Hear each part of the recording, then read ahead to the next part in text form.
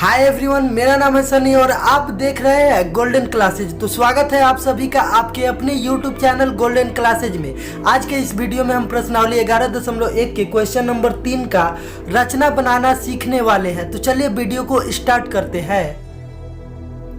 Question है हमारा 5 centimetre, 6 centimetre और 7 सेंटीमीटर भुजाओं वाले एक त्रिभुज की रचना कीजिए और फिर एक अन्य त्रिभुज की रचना, इसकी भुजाएं दिए हुए त्रिभुज की संगत भुजाओं की 7/5 गुनी हो। तो रचना बनाना बिल्कुल सिंपल है, जैसे जैसा रचना में बोला जाएगा वैसे वैसे बनाते चलेंगे। सबसे पहले 5 सेंटीमीटर, 6 सेंटीमीटर और 7 सेंटीमीटर भुजाओं वाले एक त्रिभुज बनाना है। तो 5 और 7 को छोड़ देते, बीच वाला है 6, तो 6 सेंटीमीटर आधार लेते हैं। सबसे पहले 6 सेंटीमीटर आधार सबसे पहले नाप लेते हैं। यहाँ 0 पर रख करके यहाँ 6 सेंटीमीटर, तो देख सकते हैं आप यहाँ तक 6 सेंटीमीटर नाप लिए हैं।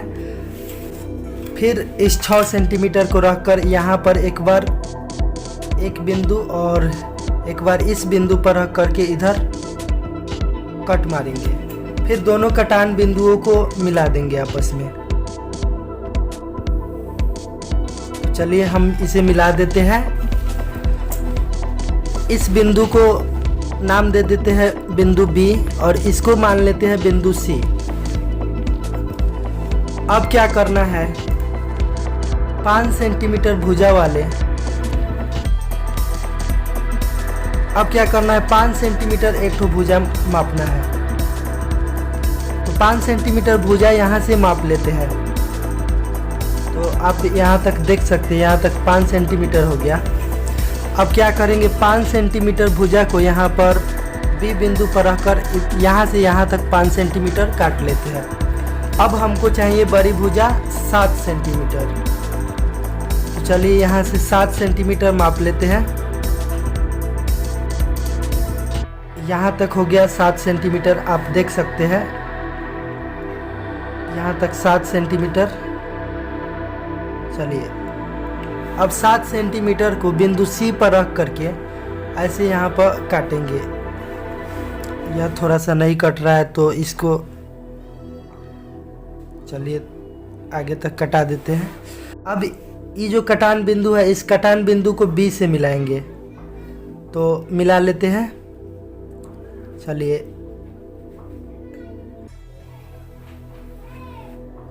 मिला दिए। अब इस कटान बिंदु को मान लेते हैं बिंदु A।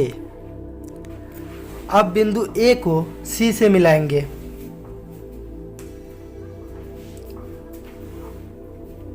चलिए मिला देते हैं। अब एक ठो नीचे की तरफ न्यून कोण बनाएंगे। न्यून कोण बनाने के लिए आप कितना भी बड़ा चाप ले सकते हैं। तो चलिए हम इतना बड़ा चाप लेकर के एक ठो न्यून कोण बनाते हैं। तो न्यून कोण बनाने के लिए एक ठो अर्धवृत्त खींचेंगे। ऐसे एक ठो अर्धवृत्त बना लेंगे अच्छा से। फिर इस बिंदु पर रख करके यहाँ से एक बार कट मारेंगे। अब इस कटान बिंदु को B बिंदु से मिला देंगे।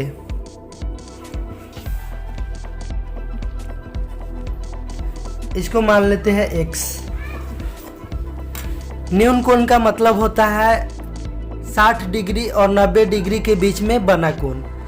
तो हम यहाँ पर 60 डिग्री का एक ठो न्यून कोण बनाए हैं।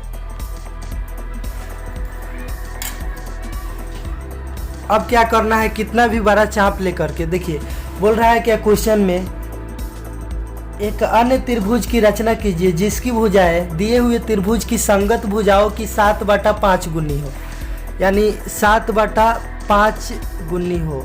तो सबसे बड़ा है 7, तो 7 ठो समान चाप लेकर के काट लेंगे। तो चलिए हम इतना बड़ा चाप ले लेते हैं। 1 2 3 4 5 6 7। यहाँ पर बिंदु B है तो इसको मान लेते हैं B1 और इसको B2, ये वाला B3, B4, B5, B6, B7। चलिए अब देखते हैं, यहाँ पर नीचा है 5 तो B5 को C से मिला देंगे। ध्यान रहे जो नीचा रहता है उसी को C से मिलाया जाता है। तो यहाँ पर नीचा है 5 तो B5 को C से मिला देंगे। तो चलिए मिला लेते हैं। यहाँ पर B5 और यह हो गया बिंदु C। तो इसको अच्छे ढंग से मिला लेंगे। मिला दिए। अब क्या करना है, ऊपर है 7 तो B5C के समानांतर खींचना, ऐसे एक ठो रेखाखंड खींचना है।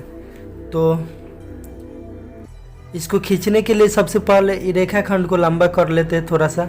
आप लोग ध्यान रखिएगा, बनाते वक्त ही फर्स्ट में ही थोड़ा सा लंबा रेखाखंड खींचिएगा ताकि बनाने में आसानी होगा।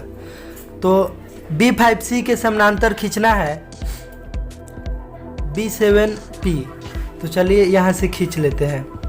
इसको खींचने के लिए तो इसके लिए सबसे पहले कितना भी बड़ा चाप लेकर यहाँ से एक ठो कोण बनाएंगे। तो चलिए हम इतना बड़ा चाप ले लेते हैं और यहाँ पर एक ठोकते हैं।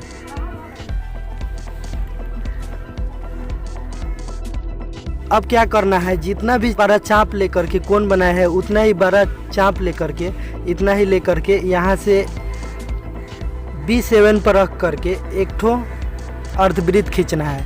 तो चलिए एक अर्धवृत्त बना लेते हैं।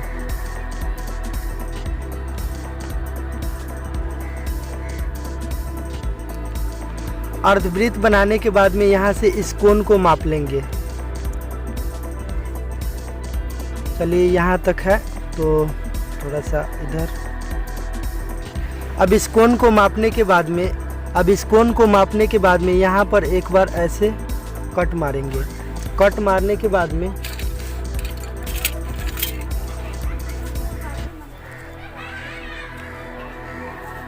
B7 से इस कटान बिंदु को मिला देंगे। तो चलिए मिला लेते हैं। यहाँ से अच्छा से देख करके मिला लीजिएगा। तो हम इसको ऐसे मिला देंगे। अब ये जो बिंदु आया इसको मान लेते हैं बिंदु P। अब क्या करना है, AC के समानांतर PQ खींचना है। तो चलिए इस तरह से AC के समानांतर PQ खींचना है। तो चलिए इसके लिए करेंगे, यहाँ पर कितना भी बड़ा चाप लेकर के, चलिए हम इतना बड़ा चाप ले लेते हैं और यहाँ पर एक ठो कोण बनाएंगे। तो चलिए कोण बना लेते हैं। कोण बनाने के बाद में जितना बड़ा चाप का हम कोण बनाए हैं, इतना बड़ा चाप का हम कोण बनाए हैं, तो इतना ही बड़ा चाप का यहाँ पर बिंदु P पर रख करके एक ठो अर्धवृत्त खींचेंगे। तो चलिए अर्धवृत्त बना लेते हैं।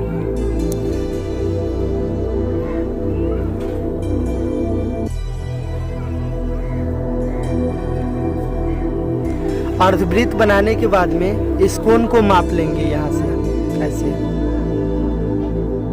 तो चलिए कोण को अच्छा से माप लीजिएगा। कोण को मापने के बाद में ई वाला बिंदु पर रखकर एक बार ऐसे काटेंगे। अब इस कटान बिंदु को बिंदु P से रख करके मिला देंगे इस तरह। तो चलिए मिला लेते हैं अच्छा से रख करके इसको। तो यहाँ से हम इसको मिला देते हैं। अब ये जो बिंदु आया है इसको नाम दे देते हैं बिंदु Q। इस प्रकार B5C के समानांतर B7P और AC के समानांतर PQ रेखाखंड खींचा है। रचना कंप्लीट। रचना बनाने के बाद में चरण लिखना बहुत ही जरूरी होता है। चरण लिखने का मतलब होता है जितना भी काम किए हैं उस सभी को लिखकर यहाँ पर समझाना है। तो सबसे पहले BC बराबर 6 सेंटीमीटर, AB बराबर 5 सेंटीमीटर और AC बराबर 7 सेंटीमीटर भुजाओं वाले एक त्रिभुज बनाए। चलिए लिख लेते हैं। चरण फर्स्ट।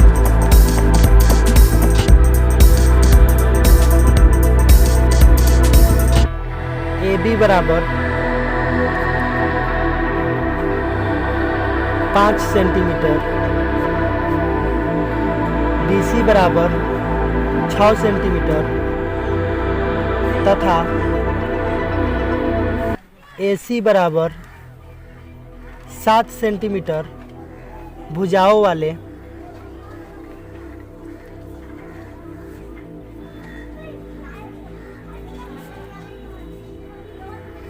एक त्रिभुज ABC बनाया।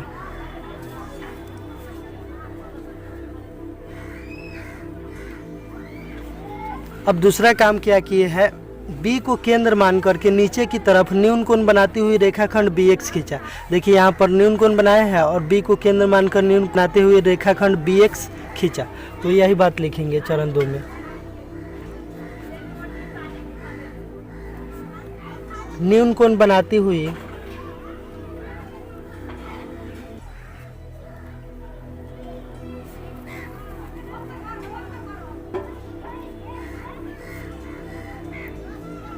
रेखाखंड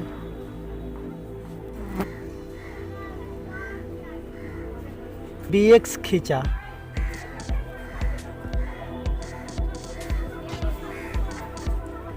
चरण 3। चरण 3 में क्या किए है, BX रेखाखंड पर B1 B2 B3 B4 B5 B6 B7 इस प्रकार अंकित किया कि B1 बराबर B1 B2 बराबर B2 B3 बराबर B3 B4 बराबर B4 B5 बराबर B5 B6 बराबर B6 B7 हो। तो चलिए लिख लेते हैं इसको। BX रेखाखंड पर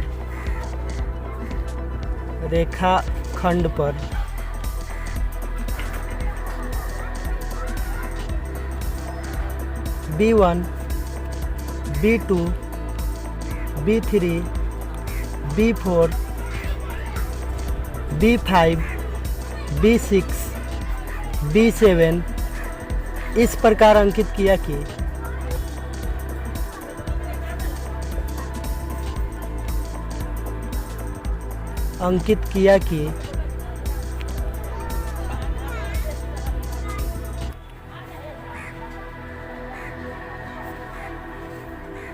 B1 बराबर B1 B2 बराबर B2 B3 बराबर B3 B4 बराबर B4 B5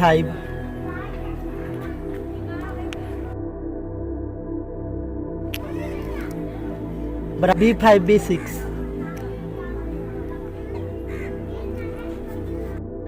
बराबर B6 B7 हो, यानी कि सभी आपस में बराबर हो। तो चलिए अगला काम क्या किए हैं, B5 को C से मिलाया। तो चरण 4 में लिखेंगे B5 को C से मिलाया। ऐसे यहाँ से ऐसे रखकर इसको मिलाया है तो लिख लेते B5 को C से मिलाया। B5 को C से मिलाया।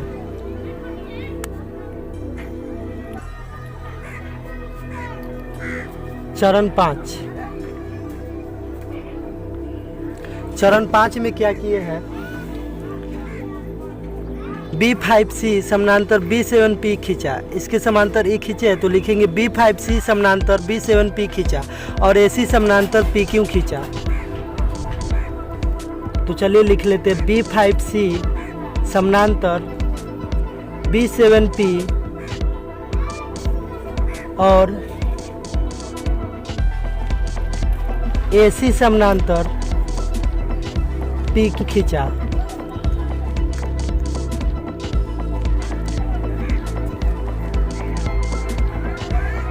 इस प्रकार एक अन्य त्रिभुज की रचना हुई।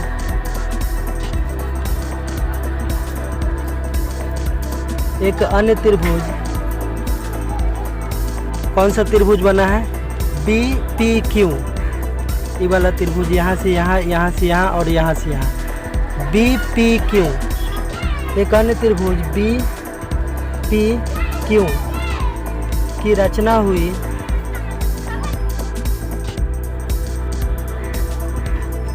जो दिए गए त्रिभुज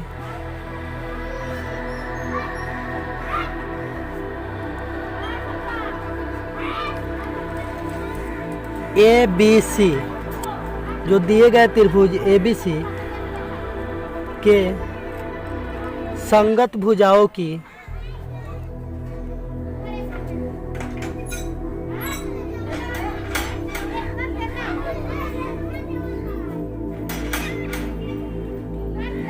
सात बटा पाँच गुनी है।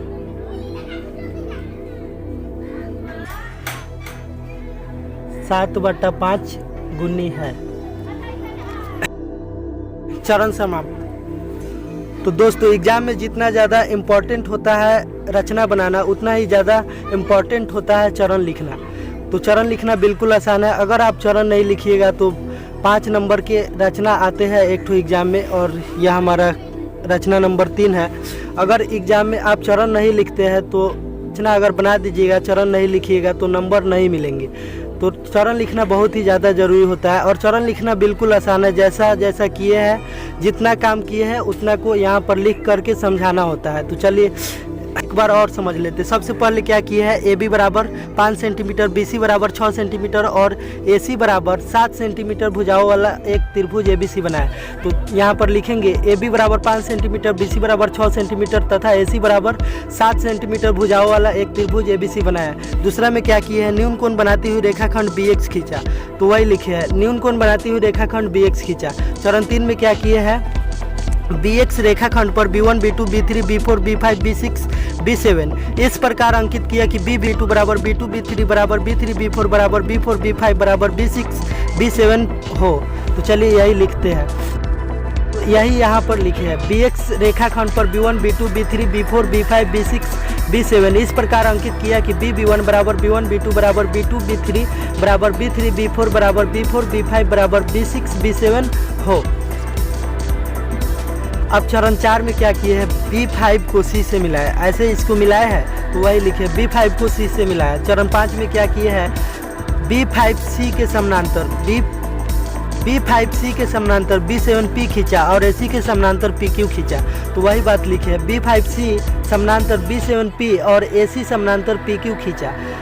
इस प्रकार एक अन्य त्रिभुज की रचना हुई जो दिए गए त्रिभुज ABC के संगत भुजाओं की 7 बटा 5 गुनी है।